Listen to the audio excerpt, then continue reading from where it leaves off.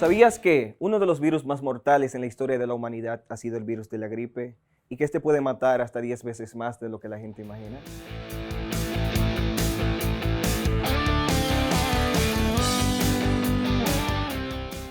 Hola estudiantes, soy Ediberto Cordero, su profesor de Ciencias de la Naturaleza. En el día de hoy haremos un viaje por el camino del conocimiento, donde indagaremos sobre los virus, cuáles son los procesos celulares que se dan para poder reproducirse y producir la enfermedad. Además, conoceremos sobre el mundo de las células y qué aparato utilizamos para poder visualizarlas. En los últimos meses, el mundo ha sido afectado por grandes cambios a causa de una enfermedad que ha modificado nuestra forma de vivir. ¿Sabes cómo se llama? Si respondiste coronavirus o COVID-19, estás en lo correcto. Pero ¿sabes por qué recibe este nombre? El coronavirus o COVID-19, según la Organización Mundial de Salud, recibe su nombre de acuerdo a sus siglas, COVID-19, o sea, CO proviene de corona, ya que el virus tiene una forma de corona. V se refiere a la palabra virus, D se refiere a disease, que en inglés significa enfermedad, y 19 corresponde al año en que fue descubierta, en este caso 2019. ¿Pero sabes qué es un virus? En biología, un virus es un agente infeccioso microscópico acelular, o sea, sin células, que solo puede replicarse dentro de las células de otros organismos. Por ejemplo, el virus de la gripe común y el coronavirus, ambos necesitan de un huésped, cualquier ser vivo, como animales o humanos, para poder reproducirse o multiplicarse y así producir la enfermedad. Es decir, que sin la existencia de este último, el virus no podría sobrevivir, ya que no posee la capacidad de división celular. Pero antes de seguir, ¿sabes cuál fue el primer y único virus erradicado en la historia? ¿Lo quieres aprender? Pues veamos. Hace 10.000 años apareció un virus mortal en el noroeste de África. El virus se propagó por el aire, atacando las células de la piel, la médula ósea, el vaso y los ganglios linfáticos de sus víctimas. Los desafortunados enfermos tuvieron fiebre, vómito y erupciones cutáneas. El 30% de los infectados murió en la segunda semana de infección y los sobrevivientes quedaron con cicatrices y secuelas, como la ceguera, por el resto de su vida. Había llegado la viruela y en el 1350 a.C. surgió la primera epidemia de viruela durante la guerra egipcio-hidita. Los prisioneros egipcios transmitieron la viruela a los hiditas y esta terminó matando a su rey y devastando su civilización. Insidiosa la viruela siempre caminó en todo el mundo, mediante los comerciantes egipcios, luego en Medio Oriente con las cruzadas, hasta llegar a América con los conquistadores españoles y portugueses. Los españoles le deben a la viruela gran parte de su éxito en la conquista de los aztecas en México y a los incas en Perú. A diferencia de los conquistadores, los indígenas no tenían inmunidad a la enfermedad, nunca antes la habían padecido y un gran número de ellos pereció. Desde entonces ha matado a miles de millones de personas, con un estimado de 300 a 500 millones en el siglo XX. Pero la viruela no es invencible. De hecho, el descenso del contagio de la viruela comenzó antes de la medicina moderna. Todo empezó allá por el año 1022 después de Cristo. Según un pequeño libro llamado El tratamiento correcto de la viruela, una monja budista que vivía en una famosa montaña en Omeishan, en la provincia sureña de Sichuan, en China, molía las costras de viruela y soplaba este polvo en la nariz de las personas sanas. Lo hizo después de notar que quienes lograron sobrevivir a la viruela nunca la contraían nuevamente. Este extraño tratamiento funcionó y se le llamó variolación. Este método evolucionó lentamente y a principios del 1700 los médicos empezaron a tomar material de las llagas y a ponerlo en personas sanas, mediante 4 o 5 rasguños en el brazo. Esto funcionó bastante bien, dado que los inoculados no volvían a infectarse, pero aún el 3% de las personas seguían muriendo después de ser expuestos. El tratamiento se siguió utilizando hasta que el médico inglés Edward Jenner notó algo interesante entre las ordeñadoras de vacas. Gracias a esto encontró la solución moderna. La viruela bovina es una enfermedad de la piel que se asemeja a la viruela e infecta a las vacas. Muchos años más tarde, como médico, se dio cuenta de que ella tenía la razón. Los virus de la viruela humana y la vacuna son de la misma familia, pero cuando un virus infecta a un organismo desconocido, en este caso la viruela bovina a un ser humano, es menos virulenta. Jenner decidió probar si el virus de la viruela bovina podría usarse para protegerse de la viruela humana.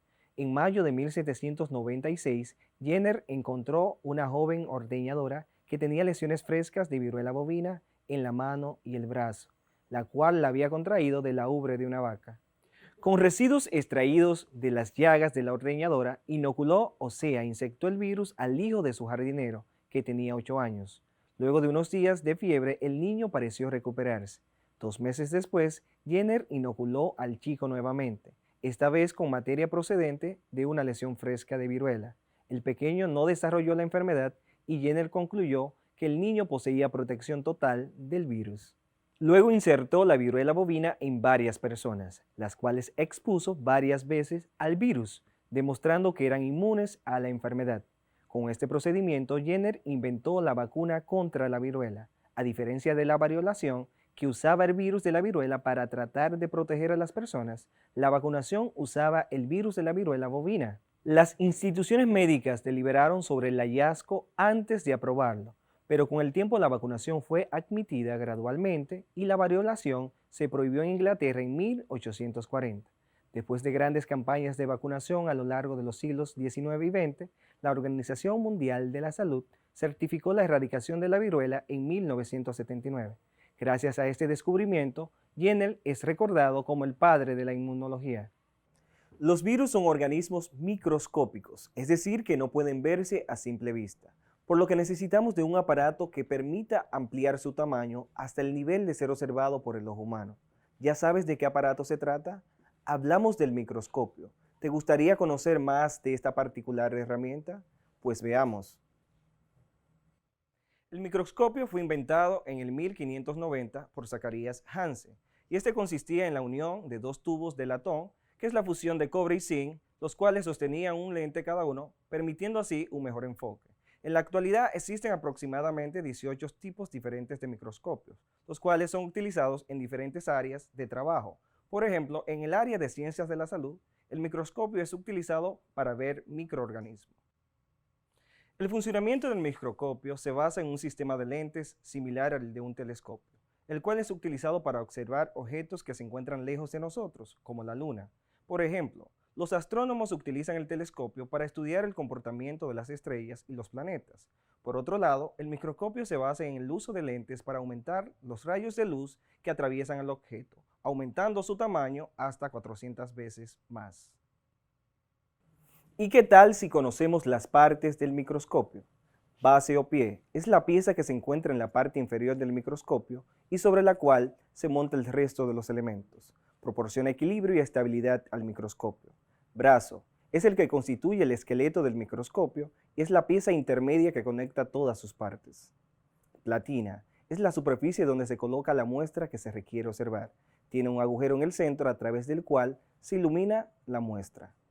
Pinzas tienen la función de mantener fija la preparación una vez es colocada sobre la platina. Tornillo macrométrico. El tornillo macrométrico permite el ajuste de posición vertical de la muestra respecto al objetivo de forma rápida. Tornillo micrométrico. El tornillo micrométrico se utiliza para conseguir un enfoque más preciso de la muestra. Revólver. Es una pieza giratoria donde se montan los objetivos. Tubo. Es una pieza estructural unida al brazo del telescopio que conecta el ocular con los objetivos. Es un elemento esencial para mantener de manera correcta los elementos ópticos.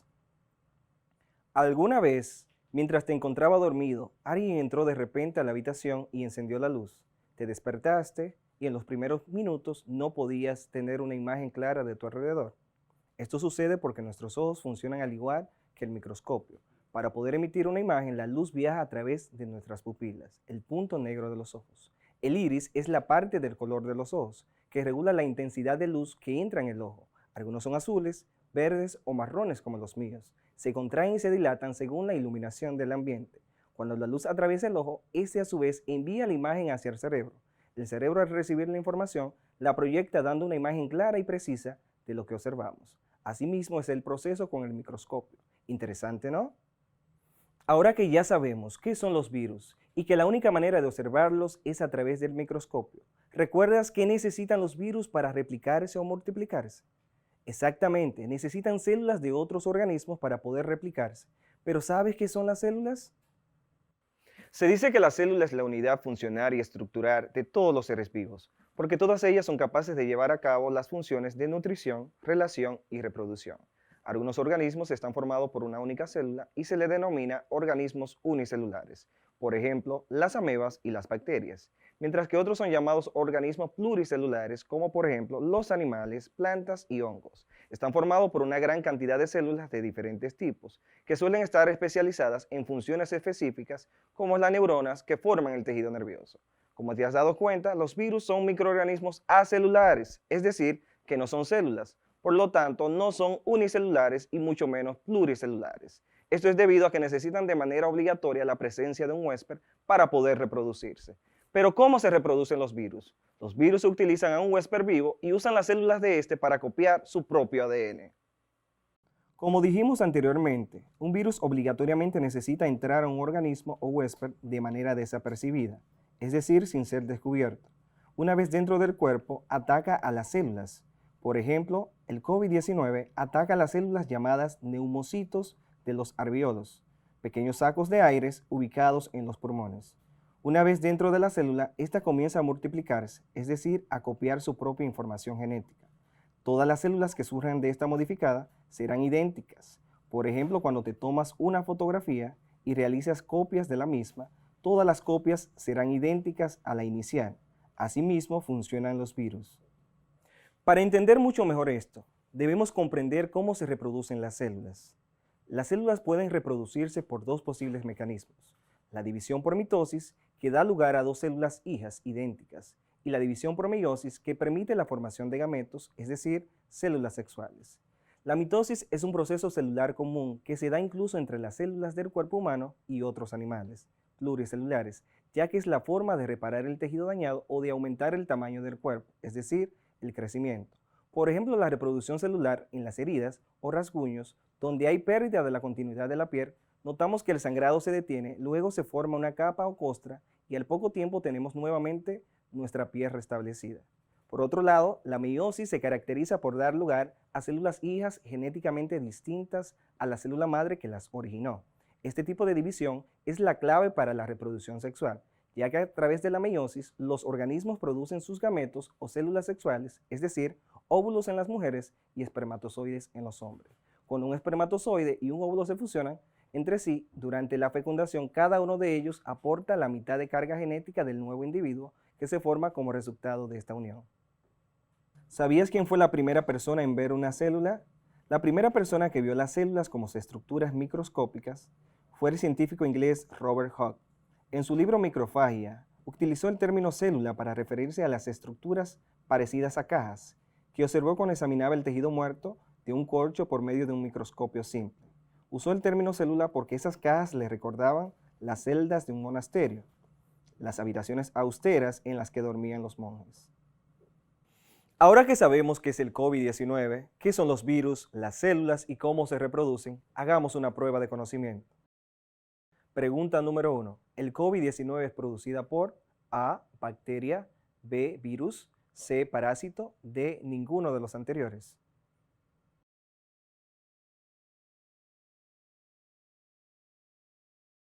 Si respondiste B, virus, felicidades. Pregunta número 2. ¿Los virus son células?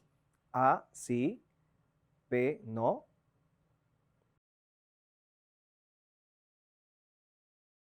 Sé que respondiste la B, no. Muy bien. Pregunta número 3. ¿Quién inventó el primer microscopio? A, Isaac Newton, B, Albert Einstein, C, Zacharias Hansen. Respondiste la C, ¿verdad? Muy bien hecho. Pregunta número 4. ¿Qué necesitan los virus para poder reproducirse? A, un objeto, B, un huésped, C, una bacteria.